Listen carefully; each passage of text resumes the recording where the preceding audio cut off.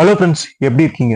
போன வீடியோல பொன்னியின் செல்வனுடைய முதல் பகுதியை அந்த கதை பார்த்திருப்போம். ஸோ வந்தியத்தேவன் வந்திருப்பாரு, ஆழ்வார்க்கடியானுமே சந்திச்சிருப்பாரு. அந்த ஒரு சண்டை அங்க நடக்கும். சிவன் பெருசா பெருமாள் பெருசா அப்படிங்கிறது. அதை நம்மால் நடுவுல புரிஞ்சு சில விஷயம் எல்லாம் பண்ணி இருந்திருப்பாரு. அதுக்கப்புறம் ஆழ்வார்க்கடியான் நானும் கூட வர என்னை கடம்பூர் கோட்டைக்கு கூட்டிட்டு போ அப்படின்னு அவர் சொல்லியிருப்பாரு. ஆனா முடியாது அப்படின்னு வந்தியத்தேவன் முன்னாடி அந்த கோட்டைக்கு போயிட்டு இருக்காரு. ஸோ இதுக்கப்புறம் என்ன நடந்தது அப்படிங்கிறத கடம்பூர் கோட்டையில போய் நாம பார்க்க போறோம். வாங்க வீடியோக்குள்ள போயிடலாம்.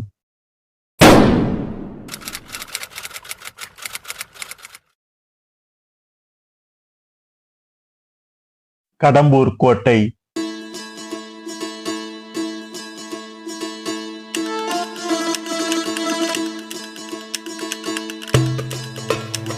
மேலக்கடம்பூர் அரண்மனை வீரநாராயண ஏரியிலிருந்து 12 கிலோமீட்டர் தொலைவில் உள்ளது. இப்பகுதியை செங்கன்னர் சம்புவரையர் என்பவர் சோழ பேரரசிற்கு உட்பட்டு ஆட்சி செய்து வருகிறார்.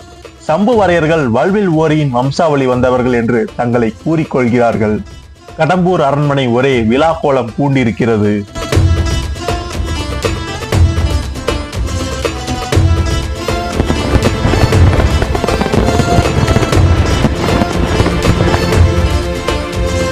கோட்டைக்குள் செல்பவர்கள் கோட்டை காவலர்களிடம் ஆதார அட்டை காண்பித்து செல்கின்றனர். ஐயா, என்னை தெரியாதவர் போல் சோதனை செய்கிறீர்களே. நான் வழக்கமாக அரண்மனைக்கு நெய்யெடுத்து செல்பவன் தானே. அதெல்லாம் சரிதான். இன்று வேறு விஷயம். இன்று ஆதார அட்டை இல்லாமல் யாரையும் உள்ளே விட வேண்டாம் என்பதே எஜமானி உத்தரவு. காவலர்கள் சம்புவரையர்களின் முத்திரை பதித்த செப்பு தகட்டிலான ஆதார அட்டையை பரிசோதித்து உள்ளே அனுமதிக்கின்றனர். நமது நாயகன் தூரத்திலிருந்து இதையெல்லாம் கவனித்துக் கொண்டிருக்கிறான். ஆதார் அட்டையை காண்பிக்காமல் ஒரு செல்வந்தன் உள்ளே செல்கிறான். ஐயா ஐயா, தம்பி, நீ கொஞ்சம் சும்மா இரு. அவர் ஆதார் அட்டையை காண்பிக்கவில்லையே.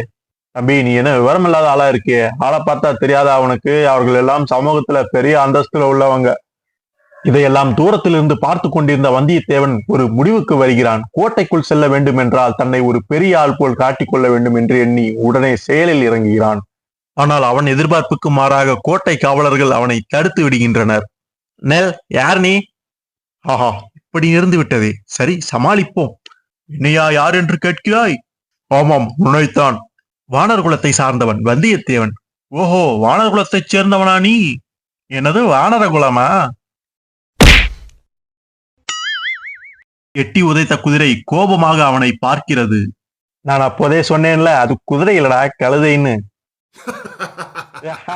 இவன் தேவையில்லாமல் நம் குதிரையிடம் உதை வாங்க போகிறான்.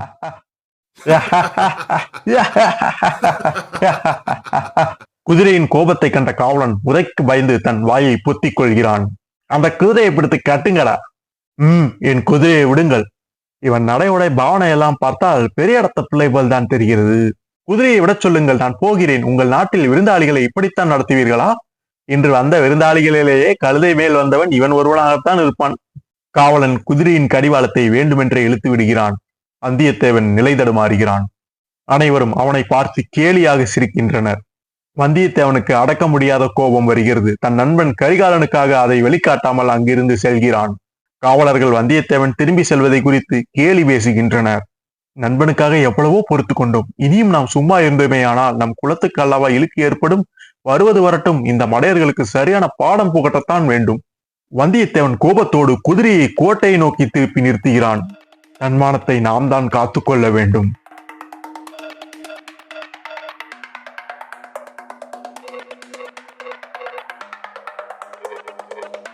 அவனை உள்ள விடக்கூடாது, ஜாக்கிரதை. பிழைங்கள் அவனை. விடாதே, பிடி, விடாதே, அமுக்கு. கடம்பூர் வீரர்கள் வந்தியத்தேவனை தாக்குகிறார்கள்.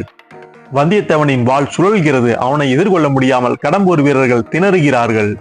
ஆனால் மேன்மேலும் கடம்பூர் வீரர்கள் புற்றிலிருந்து ஈசல் புறப்பட்டு வருவதைப் போல் வந்து கொண்டே இருக்கிறார்கள். அபிமன்யுவை எதிரிகள் சூழ்ந்து கொண்டது போல் வந்தியத்தேவனை பலர் சூழ்ந்து கொண்டார்கள். இந்நேரத்தில் குதிரை ஒரு யுக்தியை மேற்கொண்டது. வேண்டுமென்றே தன் கால்களை மண்ணில் உதைத்து புழுதியை கிளப்பியது. கந்தமாரா, கந்தமாரா, கந்தமாரா, கந்தமாரா, அங்கு என்ன ஆர்ப்பாட்டம் என்று பார்த்து விட்டு வா. கந்தமாரா. கந்தமாறன் வெளியே வந்து எட்டி பார்க்கிறான். இருட்டும் புழுதியும் சேர்ந்து கொண்டதால் கீழே என்ன நடக்கிறது என்று அவனால் அறிந்து கொள்ள முடியவில்லை. இவன் ஏன் திருதிருவென்று முழிக்கிறான்? வேண்டுமென்றே என்னை தெரியாதது போல் பாவனை செய்கிறானா? ஒருவேளை துரோணாச்சாரி துருபதனின் நட்பை போல் ஆகிவிட்டதா எங்கள் நட்பு? அவன் பலமுறை அழைத்ததால் தானே கட்டுக்காவலை மீறி உள்ளே வந்தேன்.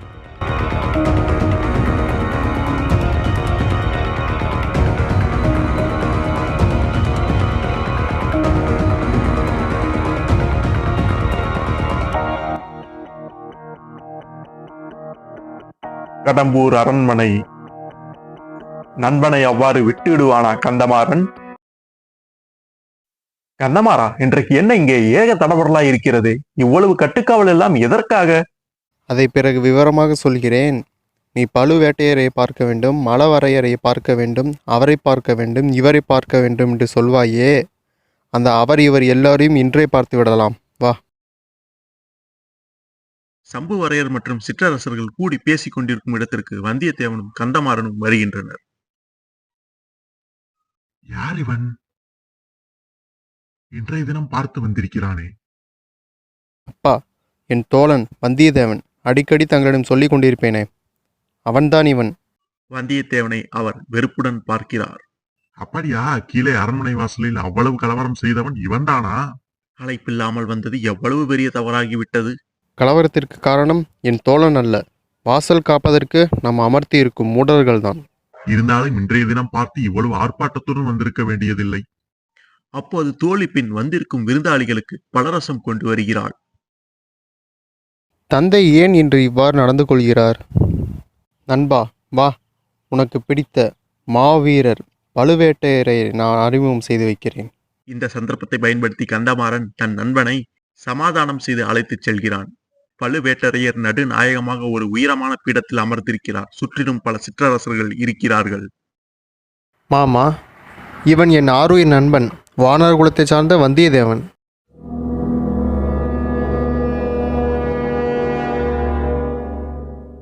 காஞ்சியிலிருந்து வந்திருக்கிறான். இவனும் நானும் வடபெண்ணைக்கரை பாசறையில் எல்லை காவல் புரிந்து கொண்டிருந்தோம்.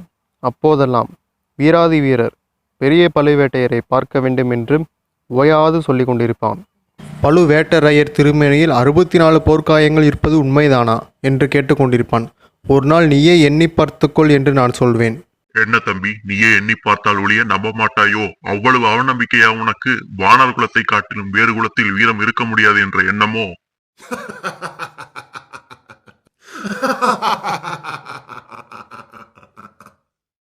தோத்திரமாக சொன்னதை இப்படி குதர்க்கமாக எடுத்துக்கொண்டாரே. ஐயா, தங்கள் வீரத்தின் புகழ் குமரிமுனையிலிருந்து இமயம் வரையில் பரவி இருக்கிறது. அதை பற்றி சந்தேகிப்பதற்கு நான் யார்? நல்ல மறுமொழி, கெட்டிக்கார பிள்ளை. மாமா, என் நண்பனுக்கு அரண்மனை சுற்றி காட்டிவிட்டு அழைத்து வருகிறேன். ஆகட்டும். அந்த மட்டில் பிழைத்தோம்.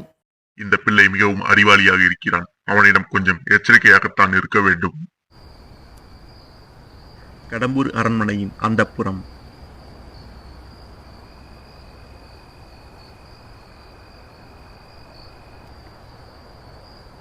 அம்மா, இவன்தான் என் நண்பன் வந்தியத்தேவன்.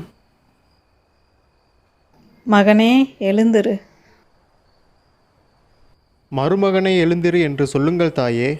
கந்தமாறனின் அன்னையின் பின்னால் இருந்து ஒரு பெண் வெட்கத்துடன் எட்டி பார்த்து மறைந்து கொள்கிறாள். அவள் கந்தமாறனின் தங்கை மணிமேகலை. கந்தமாறன் தன் சகோதரியை பற்றி ஆஹா ஓகோ என்று வர்ணித்தானே, அப்படி ஒரு பெண் இங்கு எங்கும் காணவில்லையே. பழுவேட்டரையருடன் மூடு பல்லக்கில் வந்த அப்பெண் இவர்களில் யாராக இருக்கலாம்? அவளின் கையே அத்தனை அழகு. நிச்சயம் இவர்களில் யாராகவும் இருக்க முடியாது. வந்தியத்தேவனும் கந்தமாறனும் அந்த புறத்தை விட்டு வெளியே வருகிறார்கள். அப்போது கந்தமாறனை அவனது தாய் அழைக்கிறார். நண்பா, அம்மா என்னை அழைக்கிறார்கள். நீ இங்கே இரு, நான் இதோ வந்து விடுகிறேன். அப்பொழுது அந்த புறத்திலிருந்து பெண்களின் சிரிப்பொலி கேட்கிறது. அந்த புற பெண்கள் அவர்களுக்குள் ஏதோ பேசி சிரிக்கிறார்கள்.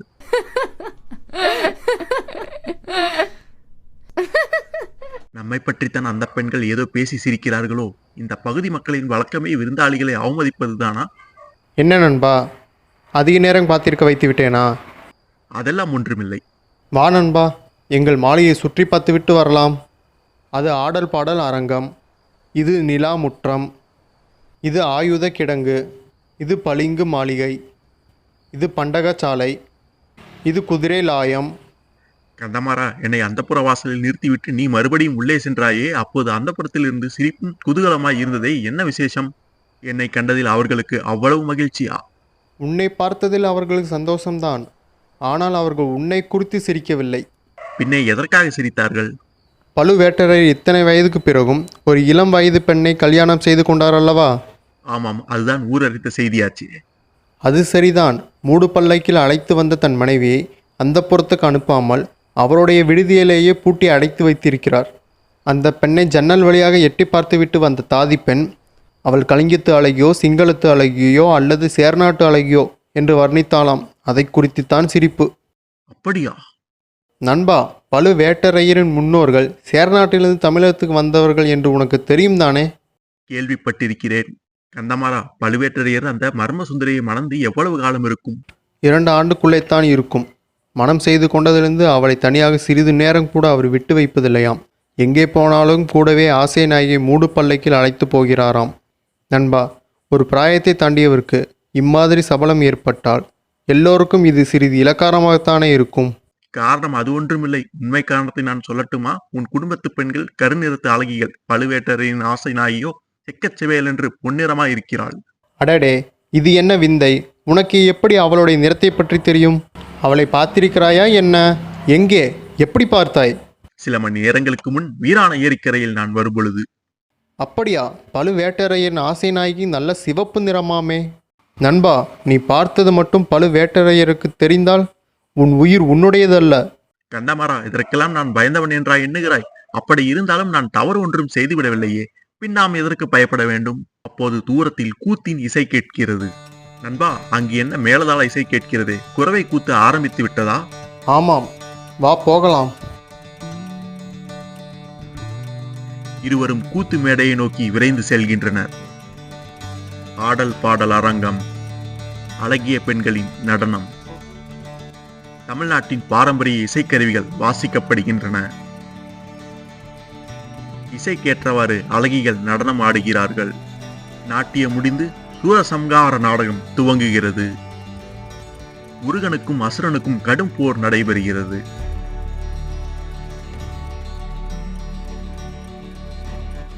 இறுதியில் முருகன் சூரனை வதம் செய்கிறான்.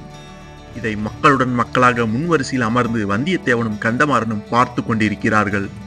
அதே வேளையில் கந்தமாறனின் தங்கை மணிமேகலை அவளுடைய தோழிகளுடன் சேர்ந்து நாடகத்தை ரசித்துக் கொண்டிருக்கிறாள்.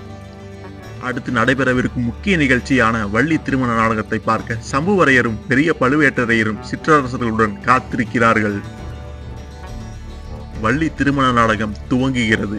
கூத்து மேடையில் திரை பிடிக்கப்பட்டிருக்கிறது. அனைவரும் உள்ளே இருந்து எந்த கதாபாத்திரம் வெளியே வரும் என்று ஆவலுடன் காத்திருக்கிறார்கள். திரை விலகியதும் வள்ளி என்ற குரத்தி கதாபாத்திரம் தோன்றுகிறது. பெண் வேடம் போட்டு நடிப்பது கூத்தின் வழக்கம். வள்ளி வேடமிட்ட பெண்ணை கண்ட மக்கள் ஆரவாரம் செய்கிறார்கள். வயோதிக வேடமிட்ட முருகன் வள்ளியிடம் தன்னை திருமணம் செய்து கொள்ளும்படி வற்புறுத்துகிறான். ஆனால் வள்ளியோ அதை விரும்பவில்லை. வயோதிக முருகனோ அவளை விடுவதாக இல்லை.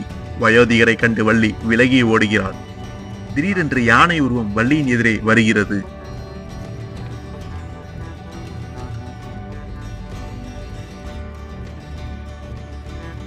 யானை கண்ட வள்ளி பயந்து ஓடி வந்து வயோதிக முருகனை கட்டிக்கொள்கிறாள். வயோதிக வேடத்தில் வந்திருப்பது முருகன் என்று தெரிந்த மக்கள் கரகோஷம் செய்கிறார்கள். இதை கண்ட மணிமேகலை காதல் வயப்பட்டு நாடகத்தை ரசித்துக் கொண்டிருக்கும் நாயகன் வந்தியத்தேவனை திரும்பி பார்க்கிறாள். அவனோ கொட்டாவி விட்டுக்கொண்டு நாடகத்தை பார்த்து கொண்டிருக்கிறான். வாசகர்களே, அவன் பயண கலப்பில் இருக்கிறான் என்பது உங்களுக்கு தெரியும் தானே?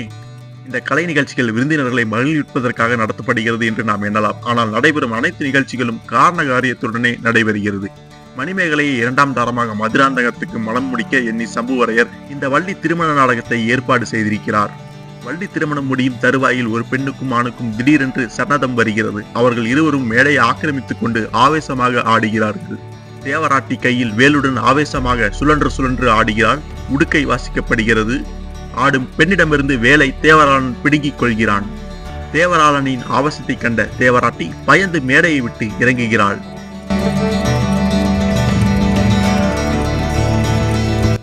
வேலை தலைக்கு மேலே தூக்கி தேவராளன் ஆவேசமாக ஆடுகிறான். பூசாரியும் ஆவேசமாக உடுக்கை வாசிக்கிறார். ஆமா, வந்திருக்கிறது யாரு? ஆத்தா வந்திருக்கேன்டா. ஆத்தானா யாரு? அதை விளக்கமா சொல்லு. டே துர்க்கை வந்திருக்கேன்டா. தாயே, நீதான் எங்களுக்கு அருள்வாக்கு சொல்ல வேண்டும். சொல்லுவியா? கேளுடா சொல்றேன். இந்த வருடம் மழை பொழியுமா? பொழியும். நாடு செழிக்குமா? செழிக்கும். நோய் நொடி ஏதாவது வருமா? சும்மா கேள்வியே கேட்காதடா, முதல்ல என் குறையை கேளுடா. உனக்கு என்ன குறைதாயே? கேட்டா கொடுப்பியா? குடிக்கிறேன் தாயே. என்ன வேணும்? ஆடு வேணுமா? கோழி வேணுமா? என்ன வேணும்? ஆடு கோழி எல்லாம் வேணாம்டா. அப்ப என்னதான் வேணும் தாயே? மக்கள் அனைவரும் சாமி என்ன கேட்கப் போகிறது என்று பதற்றத்துடன் பார்க்கிறார்கள். மன்னர் குலத்து ரத்தம் வேணும், 1000 காலத்து அரச குல ரத்தம். தேவராளன் கூறியதை கேட்ட அனைவரும் அதிர்ச்சி அடைகின்றனர். பழுவேட்டரையர் கூர்ந்து சாமியாடும் தேவராளனை பார்க்கிறார். அவரை கண்ட தேவராளன் பழுவேட்டரையரிடம் மாட்டிக்கொண்டால் அவ்வளவுதான். தேவராளன் பூசாரியிடம் தன் கையை நீட்டி, ஆத்தா மலையேறப் போறேண்டா. தேவராளன் கையில் சூடம் ஏற்றப்படுகிறது. அதை தேவராளன் சற்றென்று தனது வாயில் போட்டுக் கொள்கிறான். கூத்து முடிந்து அனைவரும் பேசிக்கொண்டே நடந்து செல்கிறார்கள். நண்பா, நாளை நான் தஞ்சைக்கு செல்லலாம் என்று இருக்கிறேன். என்ன நண்பா, இங்கு 2-3 நாட்கள் இருப்பாய் என்றளவா நினைத்தேன். இல்லை நண்பா, அங்கு என் மாமா சிறிது காலமாக உடல்நிலை சரியில்லாமல் இருக்கிறார். அதான் சென்று பார்த்துவிட்டு வரலாம் என்று. அப்படியா? எனக்கும் தஞ்சையில் ஒரு சின்ன வேலை இருக்கிறது. ஆனால் உன்னுடன் வர முடியுமா என்று தெரியவில்லை. சரி நண்பா, நீ சென்று ஓய்வெடு. அப்போது நீ? நான் விருந்தினர்களை உபசரித்து விட்டு வருகிறேன். ஒரு மர்மமான இரவை நோக்கி செல்கிறான் என்பதை உணராமல் செல்கிறான் நம் நாயகன். என்ன நடக்குமோ?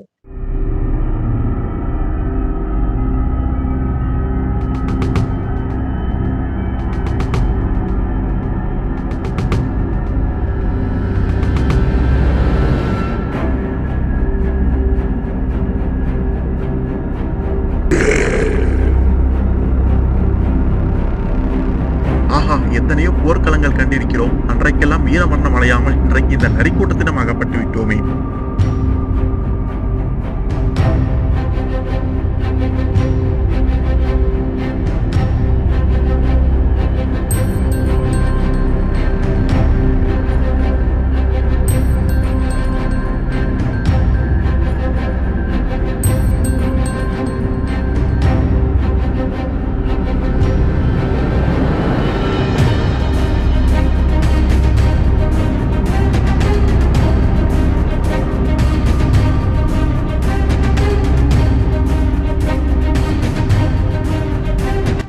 என்ன இது? நம் விதி இப்படி ஆகிவிட்டதே. அவன் சற்றும் எதிர்பாராத வகையில் எதிர் திசையிலிருந்து நாய்களும் அவனை துரத்துகின்றன.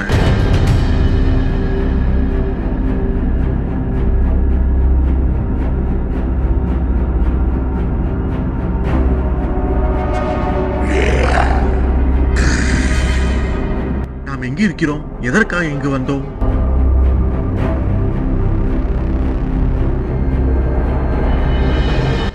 தாயே, நீதான் என்னை காத்திருள்ள வேண்டும். வந்தாயா? வா, உண்மையை சொல். நீ பிறந்த அரச குலத்தின் வரலாறு என்ன? எத்தனை ஆண்டுகள் உன் குலத்தினர் அரசு புரிந்தனர்? வானர் குலத்து வல்லவரையர் 300 ஆண்டுகள் அரசு புரிந்தவர்கள். என் தந்தையின் காலத்தில் வைதும்பரையர்களால் அரசை இழந்தோம். அப்படியானால் நீ தகுந்த வழி அல்ல, ஓடிப்போ. திடீரென்று காளிமாதேவியின் இடத்திலிருந்து கண்ணபெருமான் காட்சி அளிக்கிறார். அவன் முன்னால் 2 பெண்கள் ஆண்டாள் பாசுரம் பாடிக்கொண்டு கையில் பூமாலையுடன் ஆடி வருகிறார்கள். அதை பார்த்து கொண்டிருக்கும் பொழுது அவன் பின்னால் இருந்து ஒரு குரல், கண்டோம் கண்டோம் கண்டோம் கண்ணுக்கினியன கண்டோம். இந்த குரலை எங்கோ கேட்டது போல் இருக்கிறதே. அங்கே ஒரு பலிபீடம், உயரத்தில் வெட்டுண்ட ஆழ்வார்க்கடியானின் தலை காளியை போல் நாக்கை நீட்டிக் கொண்டிருக்கிறது. அதை கண்டு சகிக்காமல் வந்தியத்தேவன் தன் தலையை வேறு பக்கம் திருப்புகிறான். அப்படி என்றால் நாம் கண்டது கனவா? நல்ல வேளை, அற்ப நரிகளுக்கும் நாய்களுக்கும் நாம் பலியாகவில்லை. அப்போது தூரத்தில் ஏதோ பேச்சுக்குரல் கேட்கிறது. இந்நேரத்தில் யார் பேசுகிறார்கள்? ஆழ்வார்க்கடியான் கடம்பூர் கோட்டையின் பின்புற மதில் சுவற்றின் கீழே நின்று கொண்டு மேலே பார்க்கிறான். ஏதோ திட்டத்தோடு கோட்டையின் மேல் ஏறி உட்பகுதியை நோட்டமிடுகிறான். கடவுள் நம்மை கைவிடவில்லை. சரியான நேரத்தில் சரியான இடத்திற்கு வந்துவிட்டோம். அதே நேரத்தில் நமது நாயகன் வந்தியத்தேவன் பேச்சுக்குரல் கேட்கும் திசையை நோக்கி பதுங்கி பதுங்கி வருகிறான்.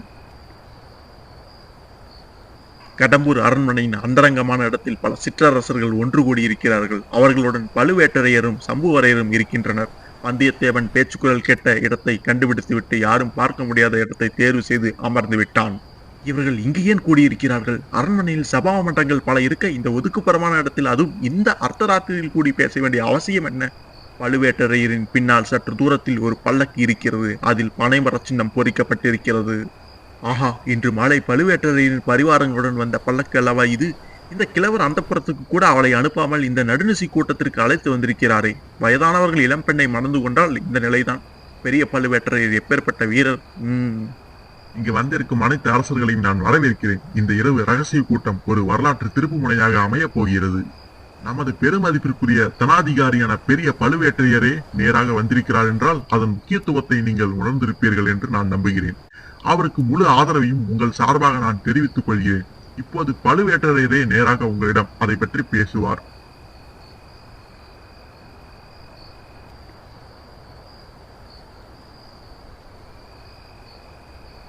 இங்கு கூடியிருக்கும் அனைத்து அரசர்களுக்கும் முதலில் ஒன்றை கூறிக்கொள்ள விரும்புகிறேன். உங்களிடம் அதிக இறை விதிப்பதற்காக நான் இங்கு வரவில்லை.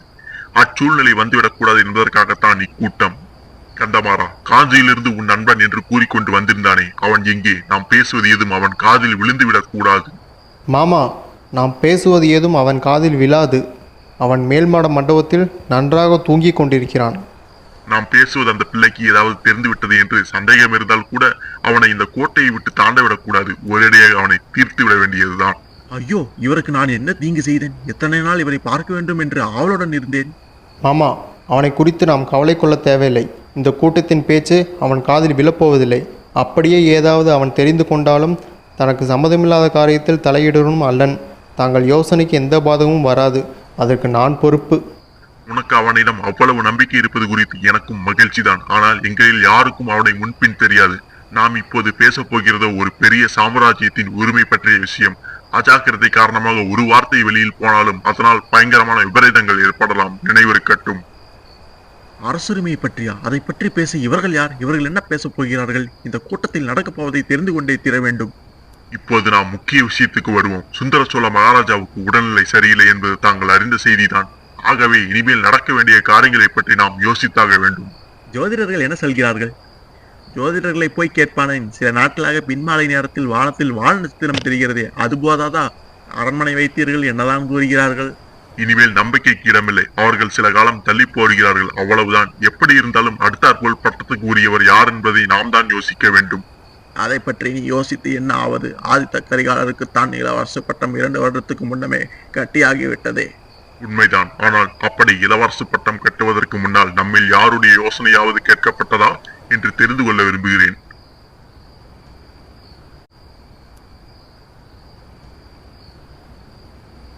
இங்கே கூடியுள்ள நாம் ஒவ்வொருவரும் 100 ஆண்டுகளுக்கு மேலாக 4 தலைமுறையாக சோழ ராஜ்யத்தின் மேன்மைக்காக பாடுபட்டவர்கள்.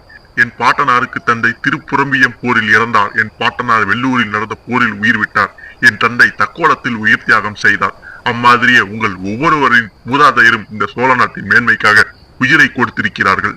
நம் ஒவ்வொருவருடைய குடும்பத்திலும் இளம் பிள்ளைகள் யுத்த காலத்தில் உயிர் தியாகம் செய்திருக்கிறார்கள். இன்றைக்கும் ஈழ நாட்டில் நம் குடும்பத்தை சேர்ந்த பிள்ளைகள் போர் செய்து கொண்டிருக்கிறார்கள். இப்படி இருக்கையில் அடுத்தபடியாக பட்டத்துக்கு வர வேண்டியவர் யார் என்பது பற்றி தீர்மானிப்பதில் நம்முடைய அபிப்பிராயத்தை மகாராஜா கேட்கவில்லை. தசரதர் கூட ராமருக்கு பட்டம் கட்டுவது பற்றி மந்திர ஆலோசனை சபையை கூட்டி யோசனை கேட்டார். ஆனால் சுந்தர சோழ மகாராஜா யாருடைய யோசனையும் கேட்கவில்லை. நம்மை யோசனை கேட்கவில்லை என்பது சரிதான். ஆனால் யாரையும் யோசனை கேட்கவில்லை என்று இறைவதிக்கும் தேவர் கூறுவது சரி என்று. பெரிய பிராட்டியான செம்பியன் மகாதேவின் யோசனையும் இளைய பிராட்டியான குந்தவை தேவியின் யோசனையும் கேட்கப்பட்டன. இல்லை என்று பழுவேட்டரையர் கூற முடியுமா?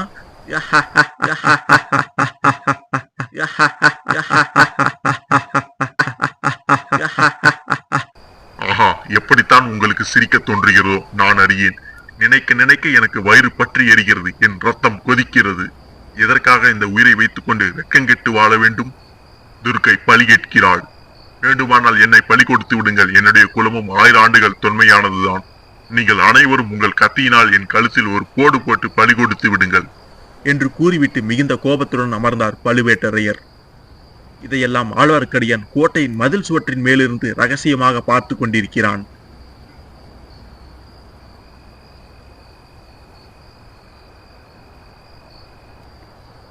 ஏதோ தெரியாத்தனமாக பேசிவிட்ட பரிகாச பேச்சையும் அதனால் விளைந்த சிரிப்பையும் பழுவூர் மன்னர் பொறுத்தருள வேண்டும். தாங்கள் எங்களுடைய இணையில்லா தலைவர்.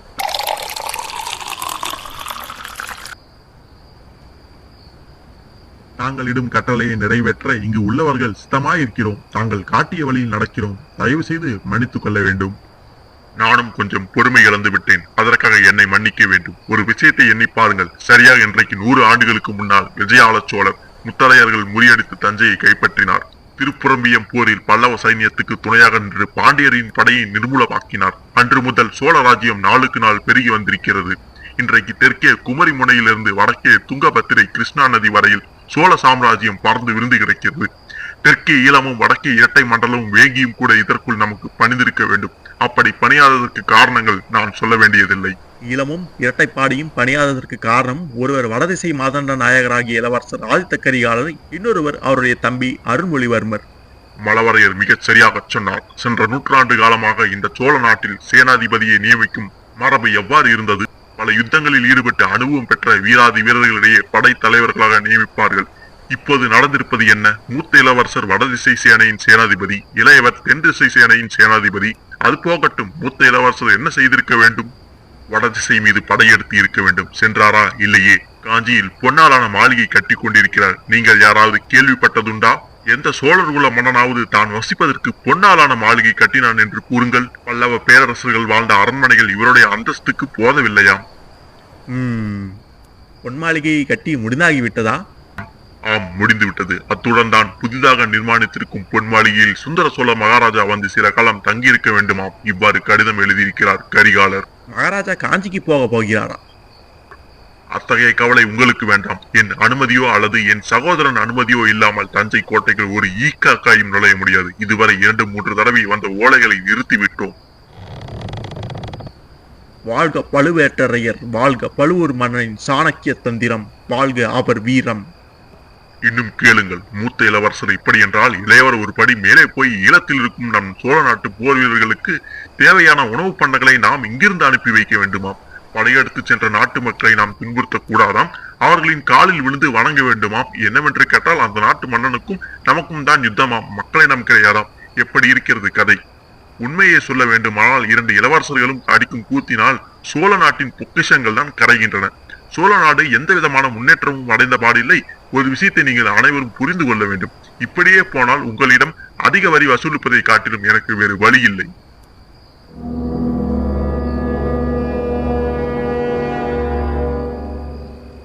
தாங்கள் மகாராஜாவிடம் இதை பற்றி சொல்லவில்லையா? சொல்லாமல் என்ன, பல தடவை சொல்லி ஆகிவிட்டது. அவருக்கு அவருடைய பெரிய அன்னையான செவ்வியன் மாதேவியின் வாக்குதான் வேத வாக்கு. அடுத்தபடியாக அவருடைய செல்வி புதல்வி குந்தவை பிராட்டியிடம் ஆலோசனை கேட்க சொல்கிறார். ராஜ்ய சேவையில் தலை நரைத்து போன நானும் மற்ற அமைச்சர்களும் அந்த சின்னஞ்சிறு பெண்ணிடம் யோசனை கேட்பதற்கு போய் நிற்க வேண்டுமாம்.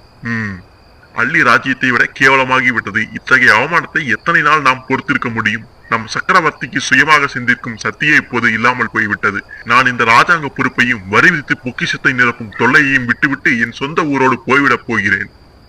கூடாது கூடாது, பழுவூர் தேவர் அப்படி எங்களை கைவிட்டு விடக் கூடாது. ஒரு நொடியில் சோழ சாம்ராஜ்யம் சின்னாபின்னமாய் போய்விடும்.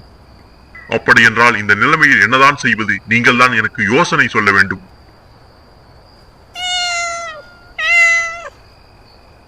இந்த பூனை வேறு நேரங்காலம் தெரியாமல் நம்ம அருகில் வந்து கத்துகிறதே. யாராவது நம்மை கவனித்து விட்டால் நம் கதி அதோ கதிதான்.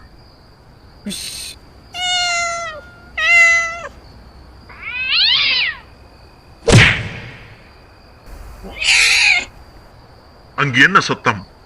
ஐயோ, நான் வசமா மாட்டிக்கிட்டேன். அந்த நாராயணன் தான் என்னை காப்பாற்றணும். அது ஒன்றுமில்லை, ஏதாவது காட்டு பூனையாக இருக்கும். சம்புவரையர் கூறியதை கேட்ட ஆழ்வார்க்கடியான் அச்சந்தர்ப்பத்தை பயன்படுத்தி பூனை போல் அமர்ந்து கொண்டான். சம்புவரையர் வாழ்க, சம்புவரையர் குலம் வாழ்க. அட பாதகா, ஒரு பல்லக்கை தொடர்ந்து இவ்வளவு தூரம் வந்து விட்டாயே. சரியான பெண் பெத்து பிடித்தவன். அதே சமயத்தில் கீழிருந்து ஒரு காவலனும் ஆழ்வார்க்கடியானை கவனிக்கிறான். நல்ல நடிகனாய் இருக்கிறானே. இவன் பெயர் இடுமன்காரி, பாண்டிய நாட்டு ஆபத்துதவிகளில் ஒருவன். இவன் நிச்சயம் நம்மளாகத்தான் இருக்கும். ரவிதாசர் தான் இவனை அனுப்பியிருப்பார்.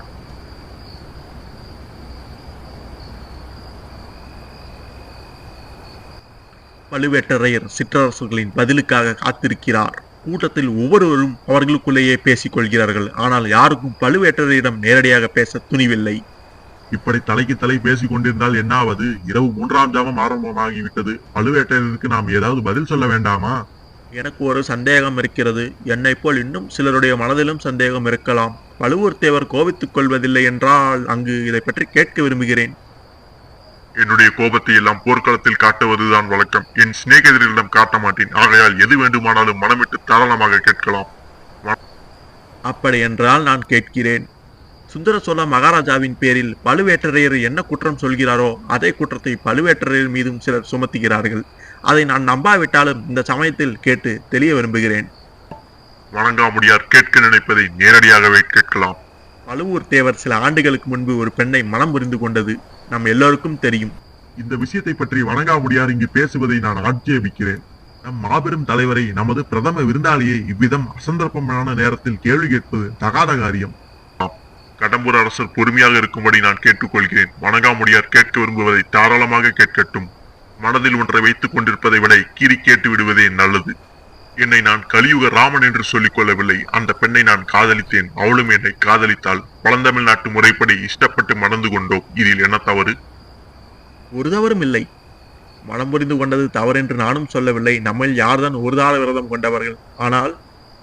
ஆனால் என்ன? தயங்காமல் மனதை திறந்து கேட்டு விடுங்கள். தாங்கள் புதுமணம் புரிந்து கொண்ட இளையராணியின் சொல்லை எல்லா காரியங்களிலும் கேட்டு நடப்பதாக சிலர் சொல்கிறார்கள். ராஜரீக காரியங்களிலும் கூட இளையராணியின் யோசனை கேட்பதாக சொல்கிறார்கள். தாங்கள் போகும் இடங்களுக்கெல்லாம் இளையராணியையும் அழைத்து போவதாக சொல்கிறார்கள். சிரித்தது யார்? உடனே முன்வந்து சிரித்ததற்கு காரணத்தை கூறுங்கள். நான் தான் சிரித்தேன். பதற வேண்டாம் சம்புவரையரே. நான் உங்களை எல்லாம் ஒன்று கேட்கிறேன். தாலி கட்டி மறந்த மனைவியை நான் போகும் இடமெல்லாம் அழைத்து போவது ஒரு குற்றமா? அவ்விதம் நான் பல இடங்களுக்கு அழைத்து போவது உண்மைதான். ஆனால் ராஜாங்க காரியங்களில் இளையராணியின் யோசனை கேட்கிறேன் என்று சொல்வது மட்டும் தவறு. அப்படியானால் அந்த புறத்தில் இருந்திருக்க வேண்டிய பல்லக்கு இங்கே நாம் அந்தரங்க யோசனை செய்யும் இடத்திற்கு ஏன் வந்திருக்கிறது? சரியான கேள்வி. மறுமொழி கூற நான் கடமைப்பட்டவன். இந்த கூட்டம் கலைவதற்கு முன்னால் உங்கள் சந்தேகத்தை நான் தீர்த்து வைக்கிறேன். இன்னும் அரை நாளிகை பொறுத்திருக்கலாம் அல்லவா? அவ்வளவு நம்பிக்கை என்னிடம் உங்களுக்கு இருக்கிறதல்லவா? இருக்கிறது. நாம் பேசியதை பழுவேட்டரையர் தவறாக நினைத்துக் கொண்டாரோ? வணங்காமுடியார் மனதை நான் நன்கு அறிவேன். நீங்கள் எல்லாம் என்னிடம் வைத்துள்ள நம்பிக்கையையும் நான் நன்கு அறிவேன். ஆகையால் இன்று எதற்காக கூடினோமோ அதை பற்றி முதலில் முடிவு செய்வோம். தங்களுடைய கருத்துக்கு மாறாக சொல்லக்கூடியவர் இந்த கூட்டத்தில் யாரும் இல்லை. சம்புவரையரே, அப்படி செய்வது முறையன்று. மூத்தவராகிய கண்டராதித்த தேவரின் புதல்வர் மதுராந்தகர் தான் பட்டத்துக்கு உரியவர். அதுதான் நியாயம், அதுதான் தர்மம். என் அபிப்பிராயமும் அதுவே. எங்களுடைய அபிப்பிராயமும் அதுவே. அப்படியானால் அந்த உரிமையை நிலைநாட்டுவதற்கு நாம் ஒவ்வொருவரும் உடல் பொருள் ஆவியை தத்தம் செய்து போராட சித்தமா இருக்கிறோமா? அவ்விதமே தெய்வ சாட்சியாக சபதம் கூற நாங்கள் சித்தமா இருக்கிறோம். ஆனால் சபதம் எடுத்துக்கொள்வதற்கு முன்னால் ஒரு விஷயத்தை தாங்கள் தெளிவுபடுத்த வேண்டும். இளவரசர் மதுராந்தகரின் கருத்து என்ன? ராஜ்யம் ஆள்வதில் அவருக்கு விருப்பமில்லை என்றும் அவருடைய தாயாரே தமது புதல்வர் பட்டத்துக்கு வருவதற்கு முற்றிலும் விரோதமாக இருக்கிறார் என்றும் கேள்விப்பட்டிருக்கிறோம். அப்படி இருக்கையில் தாங்கள் கூறுவது? சரியான கேள்வி. தக்க சமயத்தில் கேட்டீர்கள். முன்னமே நான் சொல்லியிருக்க வேண்டும். சொல்ல தவறியதற்காக மன்னியுங்கள். தன் அன்னை செம்பியன் மாதேவின் வாக்கே தெய்வத்தின் வாக்கு என்று மதித்து சிவபக்தியிலே முழுவதுமாக இக்காலம் வரை ஈடுபட்டிருந்தார். அது உண்மை. ஆனால் சில காலமாக அவருடைய மனது சிறிது சிறிதாக மாறி வந்திருக்கிறது. இந்த சோழ சாம்ராஜ்யம் தமக்கே உரியது. அதை பராமரிப்பது தம்முடைய கடமை என்ற எண்ணம் அவருடைய மனதில் வேரூன்றி வளர்ந்திருக்கிறது. அதற்கு அத்தாட்சி என்ன? உங்களுக்கெல்லாம் திருப்தி தரக்கூடிய அத்தாட்சியை நான் இப்போதே அளிக்கிறேன். அத்தாட்சி அளித்தால் அனைவரும் சத்திய பிரமாணம் செய்ய சித்தமா இருக்கிறீர்களா? இருக்கிறோம். ஐயோ, என்ன இது? பட்டத்து இளவரசர் ஆதித்த கரிகாலருக்கு உகந்தபடி நடந்து கொண்டால் சோழ பேரரசில் பெரிய பதவியை அடையலாம் என்றெல்லாம் ஆசைப்பட்டோம். உண்மையில் பட்டத்துக்குரியவர் யார்? மதுராந்தகரா, கரிகாலனா? கண்டராதித்தரின் புதல்வரை, சிவபக்தி சுரோன்மணியே, வருங்கால சக்கரவர்த்தியே, வர வேண்டும், வர வேண்டும்.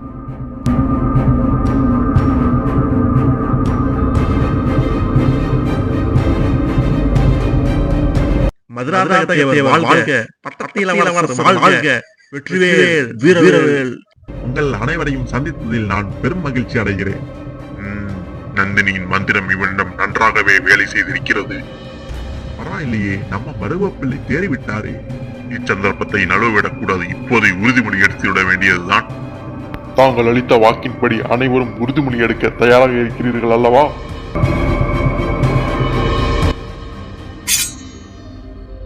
அனைவரும் தங்களுடைய உரைவாளை உயர்த்தி சபதம் செய்கின்றனர். வருங்கால சக்கரவர்த்தி மதுராந்தக தேவருக்கு உடல் பொருள் ஆவி அனைத்தும் தத்தம் செய்து நியாயத்தை நிலைநாட்டுவோம். நீதியை நிலைநாட்டுவோம். கண்டராதித்தரின் புதல்வர் வாழ்க, மதுராந்தகத்தேவர் வாழ்க, வருங்கால சக்கரவர்த்தி வாழ்க, வெற்றிவேல் வீரவேல்.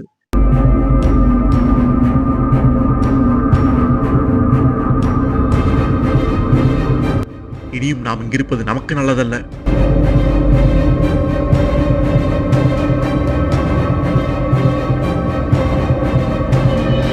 இப்போது நடப்பது யாருடைய ஆட்சி? சுந்தர சோழர் ஆட்சிதானே. சுந்தர சோழர் ஆட்சியின் கீழ் உள்ளவர்களே அவருடைய வாரிசுகளுக்கு எதிராக சதி செய்கிறார்களே. இதுதான் அரசியலோ? ஆஹா, இந்த அரசியலில் நான் வேறு வந்து அகப்பட்டு கொண்டேனே. இவ்வாறு நினைத்து கொண்டிருக்கையிலேயே நித்ரா தேவி அவனை ஆட்கொண்டு விடுகிறாள்.